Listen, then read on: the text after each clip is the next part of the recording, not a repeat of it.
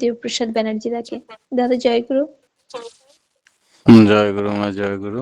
পরম প্রেমময় পরম দয়াল শ্রী শ্রী ঠাকুরের এতক্ষণ যারা নামামৃত সুধা পান করলেন, তাদের মানব জীবন শ্রেষ্ঠ জীবনের একমাত্র উদ্দেশ্য ঈশ্বর প্রাপ্তি, তা যেন এই জীবনেই সফল হয়, এই কাতর প্রার্থনা দয়ালের রাঙারাতুল চরণে। শ্রী শ্রী ঠাকুর আমাদের মাঝে মানুষের রূপ ধরে এসেছেন। বহু মানুষের তর্ক বিতর্কে আমরা শুনেছি যে ভগবান কোনোদিন মানুষ হতে পারে না, মানুষ কোনোদিন ভগবান হতে পারে। তাই তারা ভগবানকে মানুষ রূপে মানতে চায় না। এক শ্রেণীর মানুষ, তারা বিভিন্ন মূর্তিতে বিশ্বাসী, যে মূর্তি কখনো কথা বলে না, যে মূর্তি কোনো উপদেশ দেয় না, সেই মূর্তির পুজো করেই তারা আপ্লুত হয় আর বলে যে ইনি হচ্ছেন প্রকৃত ভগবান। তার কারণ আমার দোষ ত্রুটির কথা ধরে দেবেন না, বরং আমার ইচ্ছা মতো তাকে পুজো করব। তিনি শুধু স্ট্যাচুর মতো আশীর্বাদ হাত নিয়ে দাঁড়িয়ে থাকবেন। সেই জন্যে এই ভগবানের পুজো করাও অনেক সুবিধা আছে। আর জ্যান্ত মানুষ ভগবান, সে আমি অন্যায় করলে, আমি নেশা করলে, আমি কোনো গর্হিত কর্ম করলে আমাকে তিনি শাসন করবেন। তার অনুশাসন, তার কথা, তার নির্দেশ মতো আমাকে চলতে হবে। তাতে আমাকে জীবনে অনেক স্যাক্রিফাইস করতে হবে। সেই জন্যে মানুষ ভগবানকে মেনে চলা খুব মুশকিল। তাই এক শ্রেণীর মানুষ এই প্রশ্ন তুলেছেন যে ভগবান কখনো মানুষ হয় না, মানুষ কোনোদিন ভগবান হয়। এই সম্বন্ধে শ্রী শ্রী ঠাকুরকে এই প্রশ্নের নিরসন করার জন্য প্রশ্ন করা হয়েছিল, ঈশ্বর মানুষ হয়ে আসেন কি না। শ্রী শ্রী ঠাকুর বললেন, ঈশ্বর কি মানুষ হয়ে আসেন? সকলেই ঈশ্বর, ঈশ্বর নয় কে? ঈশ্বর তো মূর্তি পরিগ্রহ করে যা আছে তাই ঈশ্বর। তাই মানুষ ঈশ্বরের, মানুষ যত সময় পর্যন্ত তার ঈশ্বরত্ব সম্বন্ধে সচেতন না হয়, তত সময় পর্যন্ত তার ঈশ্বরত্ব থেকেও না থাকার মতো। কারণ তার আচার আচরণ, চিন্তা চলন সবই ঘোষণা করে যে ঈশ্বরের সঙ্গে তার যোগ নেই বা আছে। সেই জাগ্রত বোধওয়ালা যিনি, তিনি অন্যের মধ্যেও সঞ্চারিত করতে পারেন সেই বোধকে। সেই ঈশ্বর ব্যক্তির সঙ্গে ব্রহ্মবিদ ব্রহ্মৈব ভবতি, অর্থাৎ ব্রহ্মজ্ঞ পুরুষই হলেন আমাদের কাছে ভগবানের মতো। তার সান্নিধ্যে এলে সেও সেই গুণে গুণবান হয়ে ওঠে। যেমন আমরা বলি ভগবান বৈশিষ্ট্য, ব্রহ্মজ্ঞ যিনি, তার সত্তার প্রতিটি অণু পরমাণু ঈশ্বর, চেতনায় সচিত, তার সঙ্গ করে মানুষের প্রকৃত লাভ হয়। তাদেরও ঈশ্বরের গুণ ইম্পার্ট করে। অবশ্য অনুরাগ এবং অনুসরণ থাকা চাই। অনাসক্ত কর্ম মানে কি ঠাকুর? শ্রী ঠাকুর বললেন, অনাসক্ত কর্ম মানে বিহিতভাবে ইষ্ট প্রীতার্থে কাজ করে যারা, কাজের ফল সম্বন্ধে বেশি মাখামাখি করে না, যাদের কামনা অত্যাধিক, কাজের ফলের উপর নেশা যাদের অত্যন্ত বেশি, তারা ফলের জন্য পাগল পাড়া হয়ে থাকে, তারা ঠিকমতো কাজ করতে পারে না।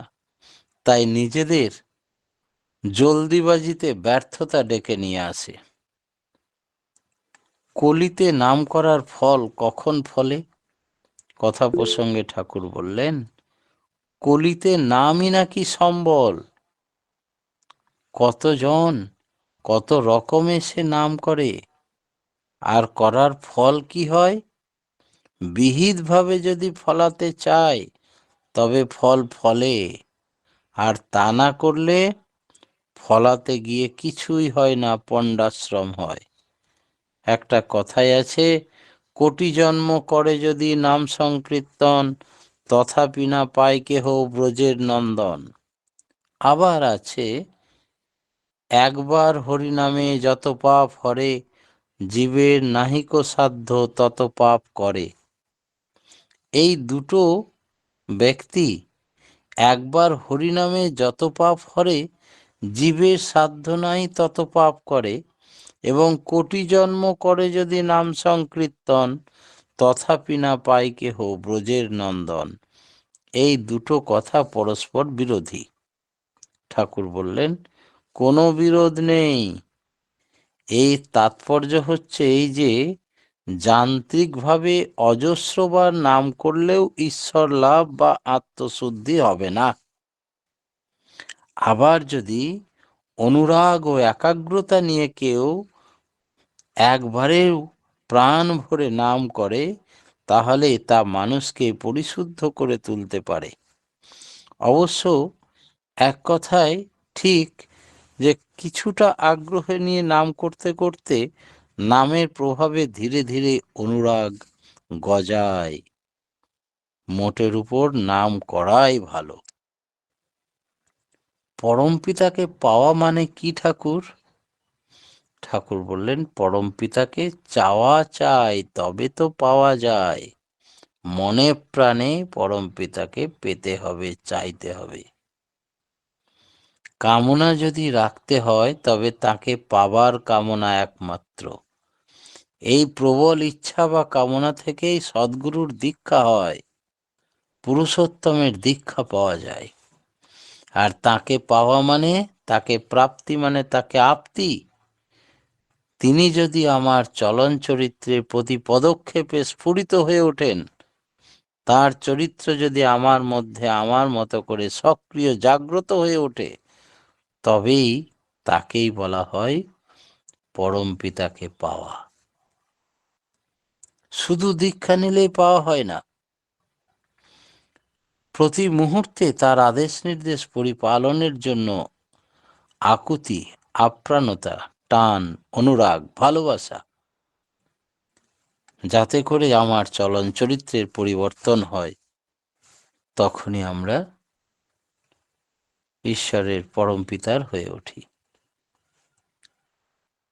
যিনি যা কিছু হয়েও তাই থাকেন, তার নাম ব্রহ্ম। এই ব্রহ্ম মানে কি ঠাকুর?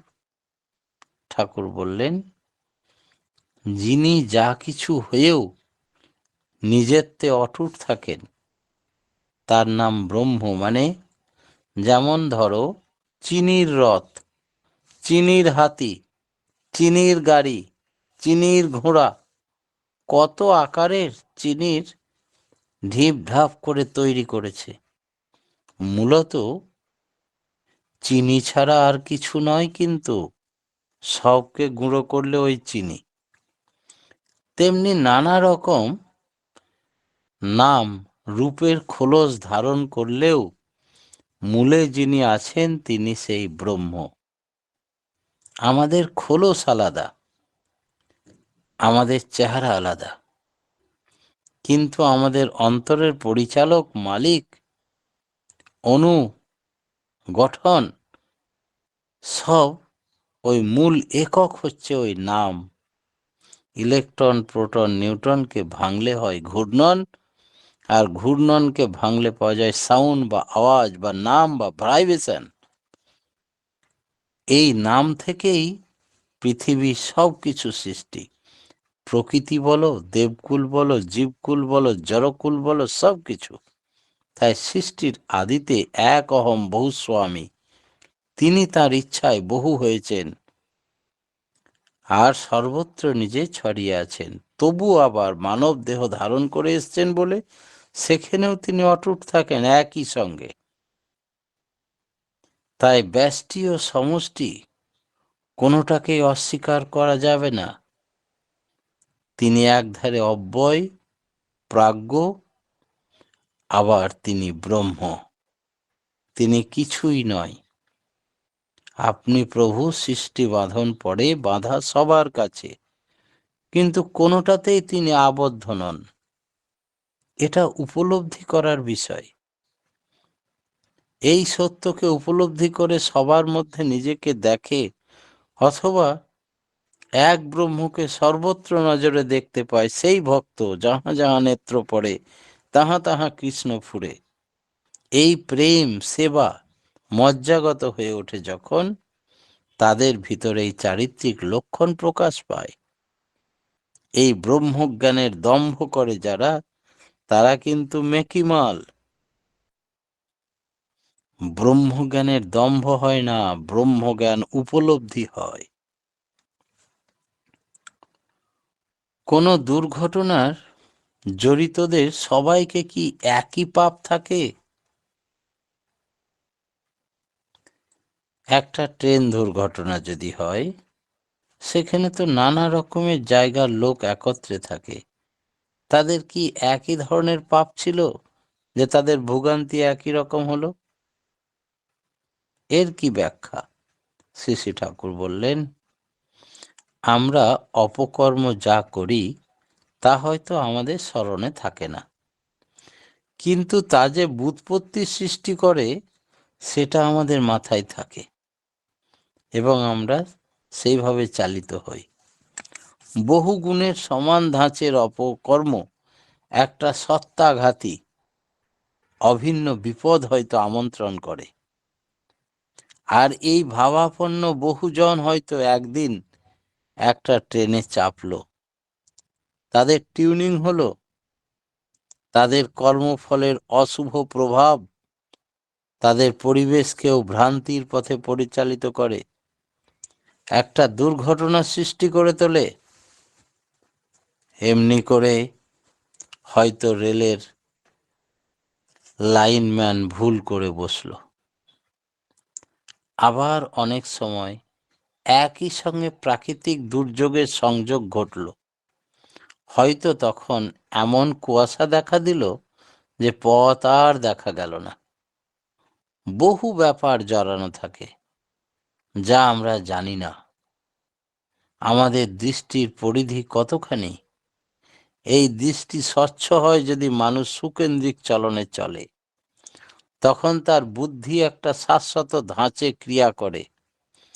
ভবিষ্যৎ অমঙ্গলের কথা অনেক ইষ্টপ্রাণ ভক্ত পূর্ব থেকেই বুঝতে পারেন, টের পেয়ে যান। তার হয়তো সেই গাড়িতে যাবার কথা ছিল, কিন্তু তার শুদ্ধ মন সায় দিল না। হঠাৎ সে জেগে ওঠে, এই সময় যাওয়াটা মঙ্গলজনক হবে না, তাই সে নেমে পড়ল। এই যে যেতে গিয়েও কাজ হলো না, তখন যাত্রা স্থগিত করল, সে বিপদ থেকে রেহাই পেল।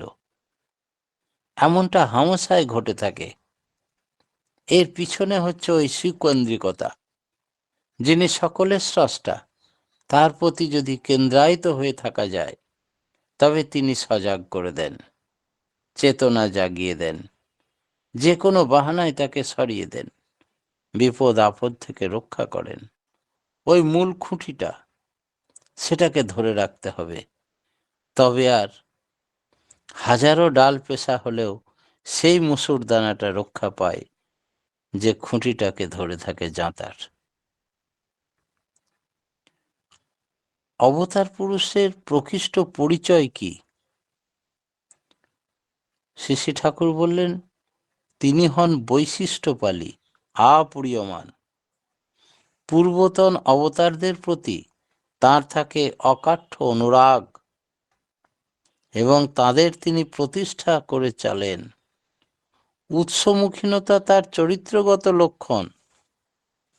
তারা অনন্ত জ্ঞান ও গুণের ভাণ্ডার হওয়া সত্ত্বেও তাদের কোনো হীনমন্যতা, অহংকার বোধ থাকে না। দ্বন্দ্বপ্রবণ মনোবৃত্তি তাদের ভিতর দেখা যায় না। যদিও তারা অন্যায়ের সঙ্গে কখনো আপোষ রফা করেন না। প্রত্যেককে বড় করে তুলেই তারা আনন্দ পান। কাউকে খাটো করবার মনোভাব তাদের দেখাই যায় না। তারা প্রত্যেকের মধ্যেই ভগবৎ চেতনা জাগিয়ে তুলতে সচেষ্ট থাকেন। তাদের সংস্পর্শে মানুষের আত্মিক চেতনা স্বতই উদ্বোধিত হয়ে ওঠে। তারা নিজেরা সমাহিত প্রবৃত্তির মানুষ বলে যে কোনো সমস্যার সম্মুখীন হয়ে তার সমাধান সুষ্ঠুভাবে দিতে পারেন। প্রবৃত্তিপরায়ণ মানুষরা যেখানে জটিলতা ও বিভেদের সৃষ্টি করে, সেখানে তারা জটিলতা সরল করে দেন। ভেদ বিভেদের স্থানে ঐক্যের প্রতিষ্ঠা স্থাপন করেন। আধ্যাত্ম চেতনা মানে কি ঠাকুর? শ্রী ঠাকুর বললেন, আধ্যাত্ম চেতনা মানে জৈবী সংস্কৃতিকে অধিকার করে যে আত্মিক চেতনা ক্রিয়া করে, তাই আধ্যাত্মিক চেতনা। দেহ ছাড়া আত্মা থাকতে পারে না, কিন্তু আত্মা যখন দেহায়িত হয়, তখন আত্মিক চেতনা ক্রিয়াশীলতা আমরা দেখতে পাই। ধরেন, এমনি বাষ্প হয়তো বায়ুমণ্ডলে কত ঘুরে বেড়াচ্ছে, তার শক্তি ভালো করে বুঝতে পারেন না, কিন্তু সেই বাষ্প যখন ইঞ্জিনের মধ্যে বিশেষ যন্ত্রে দিয়ে বিহিতভাবে চালনা করা হয়, তখন তার শক্তি আমরা প্রত্যক্ষ করতে পারি। কত বগিকে টেনে নিয়ে যায়, সে নিজে তো চলেই, আরো কত কিছুকে অনায়াসে চালিয়ে নিয়ে যায়। আধ্যাত্ম চেতনা সম্পন্ন মানুষ যারা, তারা নিজেরা তো ধর্ম ইষ্ট কৃষ্টির পথে চলেই, অন্যকেও সেই পথে প্রেরণা যোগায়। যারা ইষ্ট স্বার্থ প্রতিষ্ঠা পরায়ণ জীবন যাপন করে, তারা পরিবেশের স্বার্থে স্বার্থান্বিত হয়ই, এবং ধর্মদান হয় তাদের প্রধান কাজ। ঘরের খেয়ে বনের মোষ তাড়ানো হয় তাদের স্বভাবগত প্রকৃতি। লোকমঙ্গলই নিজ মঙ্গলের প্রসূতি, তাই সার হামেশা তারা লোকের কল্যাণের কাজে ব্রতী হয়। এই হচ্ছে তার স্বভাবগত চরিত্র। ঈশ্বর বোধ পরিপুষ্ট হয় কিসে ঠাকুর? শ্রী ঠাকুরের কাছে তখন একটা পাখি ডাকছিল। ঠাকুর জিজ্ঞাসা করলেন, এটা কোন পাখি? কেউ ঠিক মতো বলতে পারল না। শ্রী ঠাকুর এক দাদাকে ডেকে বললেন, স্থানীয় লোকের কাছে শুনে জেনে নেবেন, আপনাদের অনুসন্ধিৎসা কম, তাই মাথা খোলে না। ঈশ্বর সন্ধিৎসা আছে, অথচ বাস্তব জগৎ সম্বন্ধে অনুসন্ধিৎসা নেই, এটা ঠিক নয়। ঈশ্বরই যা কিছু হয়েছেন, তাই জগৎ সম্বন্ধে অনুসন্ধিৎসা ও জ্ঞান থাকলে ঈশ্বর বোধ পরিপুষ্ট হয়। সব কিছু একেরই রকমারি প্রকাশ। নানা দিক দিয়ে মন গেলে তার মন বিক্ষিপ্ত হয়ে পড়ে, কোনোটাতেই গভীরে প্রবেশ করতে পারে না। তাই মনটাকে নিয়ন্ত্রণ করে তার নাম মন্তর। তাই সব সময় মন্তর জপবেন। সব কিছু যখন একের জন্য হয়, তখন নানা আর নানা থাকে না। যা কিছু এক সূত্রে সঙ্গত হয়ে ওঠে। যার মন যত ক্রিয়াশীল, সে তত সচেতন। চিরচেতনকে পেতে গেলে চেতনার সুকেন্দ্রিক বিস্তার ও গভীরতা একান্ত প্রয়োজন। প্রত্যেকটি ইন্দ্রিয়কে সজাগ করে তুলতে হবে। সাধারণ ইন্দ্রিয়গুলি সুষ্ঠু অনুশীলনের ভিতর দিয়ে ধীরে ধীরে অতীন্দ্রিয় শক্তি লাভ হতে পারে। কখন বোঝা যাবে একজনের ভাগবত জীবন প্রতিষ্ঠা লাভ করেছে? একজন লোকের ভাগবত জীবন প্রতিষ্ঠা লাভ করেছে, আর সে পিছে হটে যাবে না। ঈশ্বরের পথে অমৃত পথযাত্রীর অদম উৎসাহে এগিয়ে চলেছে।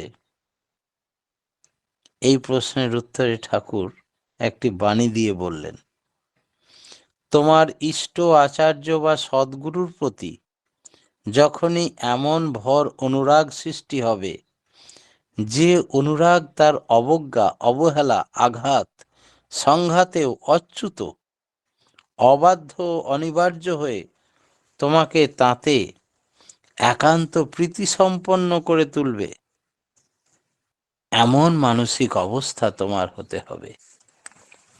শত আত্মপর্যবেক্ষণে, আত্মনিয়ন্ত্রণ, সামঞ্জস্য, সার্থক সমাবেশে, সক্রিয় তাৎপর্যে, তখন থেকেই তুমি তাতে কেন্দ্রায়িত হয়ে উঠেছ।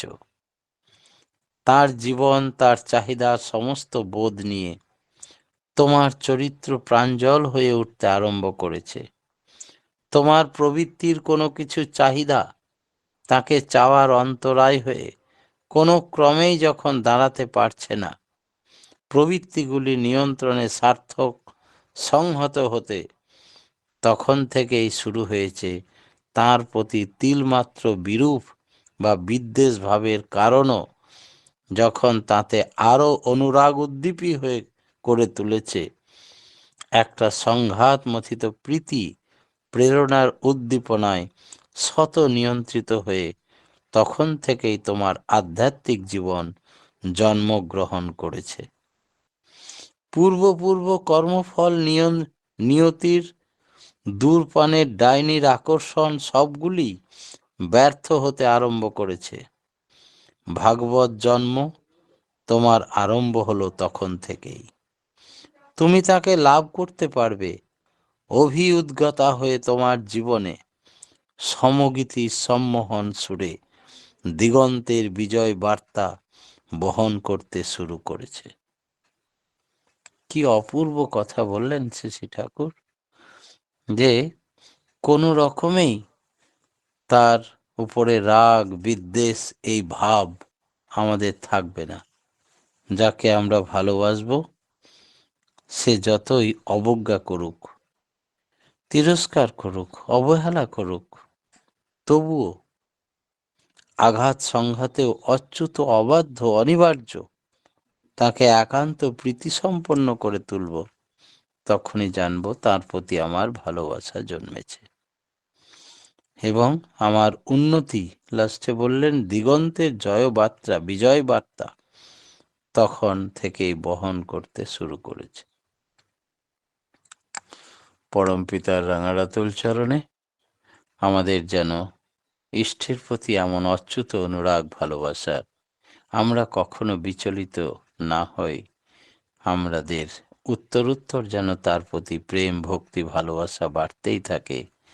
প্রকৃষ্ট মানুষ হয়ে ওঠার, মনুষ্য জীবনের একমাত্র উদ্দেশ্য সিদ্ধি এবং মুক্তির পথ শুধু অনুরাগের সঙ্গে তাকে ভালোবাসা, তাই যেন আমাদের অটুট হয়, এই কাতর প্রার্থনা জানিয়ে আমার ক্ষুদ্র বক্তব্য এখানেই শেষ করলাম। জয়গুরু।